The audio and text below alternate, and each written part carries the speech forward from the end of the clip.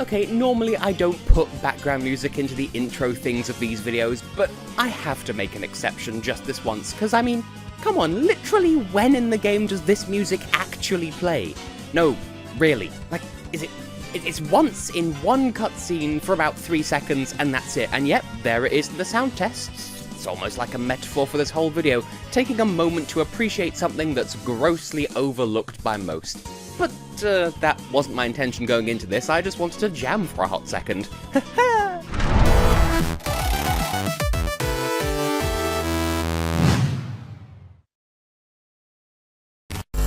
Hello everyone, I am Tessellating Hexagons, and I was raised on SEGA consoles first and everything else second, so that resulted in me growing up, for better or for worse, objectively a Sonic fan.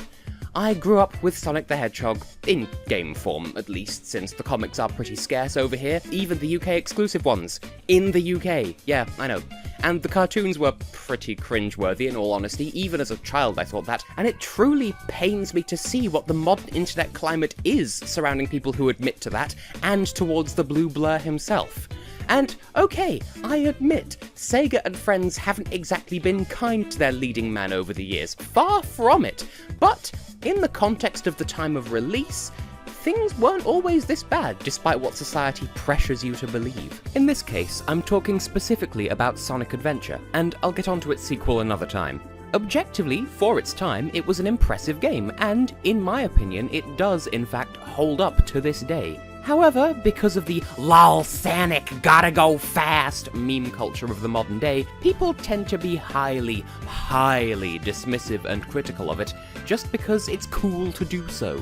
I admit that the game is flawed, but in exchange I also posit that Super Mario 64 is no less flawed, and this video will aim to prove that. After all, it felt as though everyone loved Ocarina of Time for I don't know how long, until a certain YouTuber made some video complaining about it, and suddenly everyone seems to have gone full Emperor's New Clothes about how mediocre it's always been, and how the dull, directionless romp that is A Link to the Past was always infinitely better. I'm getting sidetracked. The point is, if someone can ruin the reputation of a popular game with this kind of video, I'm hoping I can do the reverse. And to get things started, I should open with those fast facts of mine.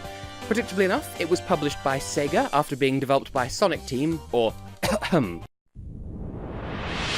Sonic Team. It was originally released for the ill-fated and underrated martyr that is the Sega Dreamcast, and a so-called DX Director's Cut edition found its way onto the GameCube about 4 or 5 years later, and from there it got ported to a bunch of other consoles that frankly I don't care enough to look up because it's just the GameCube version but on not a GameCube. Anyway, it was originally released in Japan on the 23rd of December 1998, just barely in time for the festive season, except also sort of not, whilst North America and Europe had to wait almost an entire year to experience it for themselves, until the 9th of September and the 23rd, respectively, of 1999, in fact. The DX version then followed over the course of just over a week from the 17th to the 27th of June 2003, and damn it, it was worth the wait in both cases. So what's the deal with the game then? Well, in not so many words, it's a Sonic game, but in 3D. There was something of a boom in the late 90s for 3D platformers, especially mascot platformers, and Sonic Adventure was Sega's attempt at that, and I dare say it succeeded. Whereas most 3D platformers were just straight collectathons, Sonic Adventure offered a whole plethora of different gameplay styles, organised very neatly and not as shambolically as one would expect for one game featuring 6.5 different unique characters. Yes, the game features 6 characters, including 3 mainstays of the Sonic cast at the time, Sonic the Hedgehog, his Vulpine sidekick Miles Tails Prower, and their rival frenemy thing, Knuckles the Echidna. Joining them are series debutantes Big the Cat, "Hey, I kinda like him, okay?" and renegade badnik robot E102 Gamma, as well as one of the first proper canonical appearances of Amy Rose, a love interest for Sonic who had something of a spotty attendance record in the games prior to that, appearing in Sonic CD and Sonic Championship The Fighters as Rosie the Rascal, or even erroneously being credited in the US Sonic CD manual as Princess Sally in a desperate attempt to tie the game in with the ongoing cartoon at the time. And each of the 6 of them have their own unique stories, their own unique, fully voice-acted cutscenes, the genius of which I'll touch upon later in the video, and their own unique gameplay styles. The game is split up into 11 individual levels, located in one of 3 hub worlds, and each level is visited by no more than 3 characters over the course of the entire game. And while that does mean that, in theory, you're retreading familiar ground a fair bit, it never feels repetitive because each character goes through each level in their own individual way. Not to mention, each character has their own legitimate reasons for being there. Again, I'll go into more detail on that in just a moment, but I'd like to think that if you've never experienced the game before, somehow, then by the description I've just given, you might be thinking, Tess, that game actually sounds pretty decent. Why does the internet seem to hate it so much? And, well, that's what I plan on addressing at first. Now, just because I enjoy the game doesn't mean I'll turn a blind eye to its faults, so I shall start this review by taking a look at some of its most common criticisms, and then rebut with what I love about the game so much. And I have an extra special bit of praise waiting in the wings for my final point. It means so much to me that it deserves its own part of the review, or at the very least its own subheading in my script, since you sort of can't really tell where the sections start and end in video form, but hey. But first, let's look at the aspects of the game that people prefer to pay all of their attention to so that they can insist the game is an absolute dumpster fire and nothing but, because it takes them far too much effort for them to find the good to balance it out. First things first, well, you can probably see in the footage I'm showing here, but the presentation does bear something of a lack of polish. In the cutscenes, the mouth movements of the characters don't appear to line up with the voiced lines, and even run longer than the lines themselves sometimes. And that totally isn't jarring or weird at all. What doesn't help with that is that the voice acting itself isn't great. In my mind, sure, it's iconic, but objectively, it's not good. It's almost as if they took the first take of each line and just ran with it. Though, on the plus side, at least it was edited properly, unlike a certain glaring foul-up in Sonic 06, but that's a story for another time. From what I've discovered, the reason for that is simply that each voice actor was never given a proper look at the full script, or had a chance to perform it in context with their co-stars, so to a point, they were having to guess what sort of intonation to use, or how much emphasis to place on whichever word, and that sort of thing. Even if that's not entirely true, the direction they received was minimal at best, courtesy of, well, this part I don't actually entirely remember.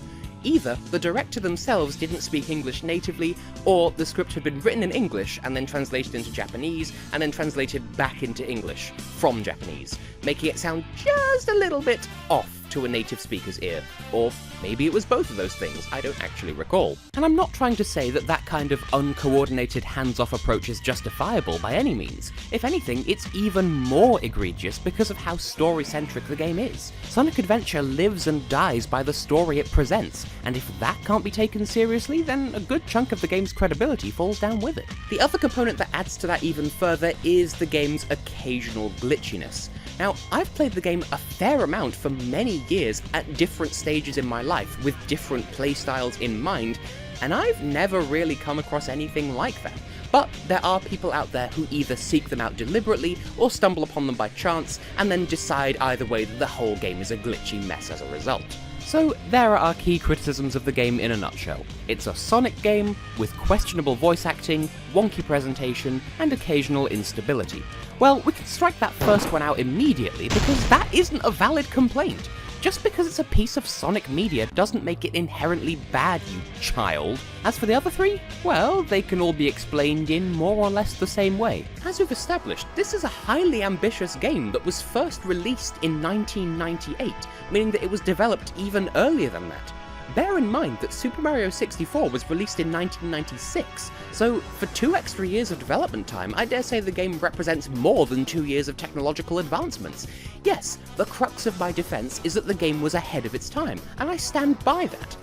Putting this much emphasis on story and voice acting was almost unheard of in this genre at the time, so it was bound to hit a few bumps in production, especially with a Japanese head office at the chain of command. It was never going to turn out perfect. So for a first attempt, I'd argue that it's actually fairly impressive, especially for a concept that competing consoles simply weren't capable of experimenting with for themselves. That goes for the technical performance too. Because this kind of storytelling was a relatively new thing at the time, they weren't sure how to present cutscenes, in-engine or otherwise. This led to the weird mouth movements I mentioned before.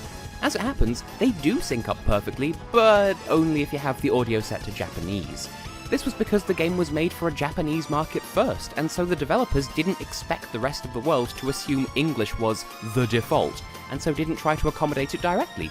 And, speaking as someone who has worked for a Japanese company, as well as someone whose father still works for a Japanese company, I can confirm that that's not unusual, even now in 2018, 20 years later. Is that a bit wrong? Probably. But this game was from before anyone knew any better. And keeping up with that theme, let's take a look at the gameplay itself. Far and away the most enjoyable part in my opinion, and rightly so. That's the reason you play the game at all, rather than just reading a plot synopsis online after all. To reiterate, there are 6 main characters, all with their own distinctive styles of play, and several other iterations on top of that, all in one game on one disc and interwoven neatly and genuinely not at all incongruously. Again, for 1998, that was hugely ambitious, especially considering, once again, that Super Mario 64, 2 years earlier, had one main gameplay style, plus the wing cap mechanic and 2 slide levels, and that was about it. So, bear in mind, with 11 individual levels and 3 hub worlds, some amount of care had to be taken to ensure that everywhere felt organic, whilst still adhering to the control scheme of whichever characters went there, and they succeeded with that. Each level is visited a total of 3 times, or in the case of Lost World twice, and the level geometry is consistent every time. However, each character that visits the level does so for a different reason with a different goal, and so they might only traverse one part of the entire map. But that section of the map plays directly into the strengths of their control scheme, without working against that of any character whose version of the level passes through that area. A very good example of this is Red Mountain. In Sonic's story, the level represents him chasing Dr. Robotnik's airship, the Egg Carrier, and so he has to navigate through the exterior of the mountain and then take a shortcut through its volcanic interior. Knuckles, meanwhile, goes there in pursuit of 3 pieces of the broken Master Emerald, all of which being in the wide open peaks of the outside area, and Gamma also visits later on in search of one of his robotic comrades, whom he detects is hiding inside the volcano, and so his section is entirely inside. Both sections of the level connect to form one consistent path for Sonic's high-speed acrobatic playstyle, while the exterior also has a free-roaming open-world sort of vibe that plays into Knuckles' ability to glide at will, and the interior has routes accessible to Gamma, who moves more slowly and has a heavier focus on run-and-gun combat. Now, scale that design ethos up to 11 individual levels, having to accommodate 6 characters with different weights, physics sets and controls, and any combination of straight high-speed 3D platforming, land and air-based platforming races, open-world treasure hunts, light stealth and pursuit evasion, running and gunning, and exploration-heavy fishing minigames. No matter how you slice it, that's impressive stuff. And so, building a game world, much less a physics engine, that's shared across 6 very different campaigns like that was never not going to leave itself open to the occasional glitch or two. Other heavy-hitting greats of the time, again, Mario 64, but also the likes of Ocarina of Time and similar 3D mascot titles, have glitches in them that are celebrated for their speedrunning potential, or at the very least they're lightheartedly poked at for good-intentioned humour and nothing but. So why exactly is it fair game to tear a new one into a game as ambitious as this one, where there's seemingly no difference? If anything, we should be impressed by how few glitches it has, especially compared to its competition, bearing in mind how much is going on that one disc. That being said, one footnote on the gameplay. Okay, almost nobody enjoys Big the Cat's story, and yes, he was only included in an attempt to try and sell the Dreamcast's fishing rod peripheral for an unrelated game. It's not badly implemented by any means, it's just a little bit tedious. I don't hate it personally, I think it's a nice change of pace, and I appreciate that his levels involve some element of exploration and not just raw fishing. So, perhaps it's jarring, but hey, if you don't like it, at least it's only 4 levels and a very easy boss. It is to Sonic Adventure what the Water Temple is to Ocarina of Time. But enough defensive babble and apologism. There's something that I want to draw attention to that Sonic Adventure never got enough credit for, which serves as an outright, indisputable positive for the game that everyone is so eager to totally ignore: the writing. Now, before you say anything on that front, sure, the script itself isn't exactly the work of Shakespeare, but I'm not talking about the precise wording of the script, I'm talking about its ethos once again. On screen right now, you're seeing two similar but different cutscenes. Both represent precisely the same moment in the narrative, Sonic and Tails encountering Eggman for the first time in the Mystic Ruins area. On the left, we see Sonic's point of view, and on the right, Tails'. Note the differences in script, and therefore the differences in voiceover. Don't just take in the exact words, also consider the implications of this. This sort of thing recurs throughout the game. There's a sequence later on where Tails rescues Amy from the egg carrier and drops her off in Station Square.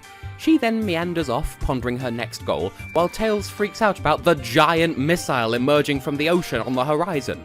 While that represents the climax of the story for Tails, a bold act of independent heroism to save the city from the impending threat, it's completely invisible from Amy's point of view because it's not a relevant part of her story. She didn't notice it because it didn't impact her story in any way. What I love about this is that if you read between the lines, you'll very quickly discover that not one, not two, but all 6 of the cast are unreliable narrators, each one bending the events of their story ever so slightly.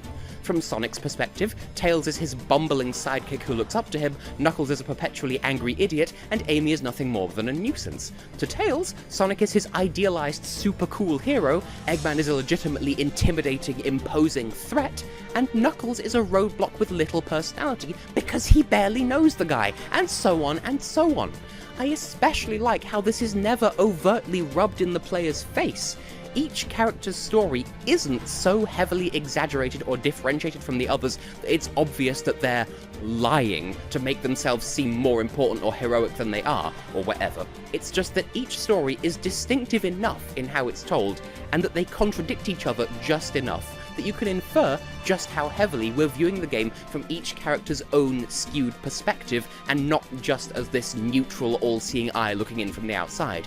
And if J.D. Salinger's The Catcher in the Rye can receive critical acclaim for doing that, I dare say Sonic Adventure deserves more for doing it even better across 6 different characters. Of course, this does mean that the whole experience of that is marred somewhat by the shoddy voice direction and the distorted script, but the pieces are still there enough that it can be appreciated, and that's why it's a personal aspiration of mine to one day rewrite the game for myself to better take advantage of this idea. But it all does raise one question. Was this done deliberately, or was it a product of the aforementioned distortion of the script when it was translated back and forth? To me, the obvious answer is yes, it was a deliberate design decision on the part of the production team.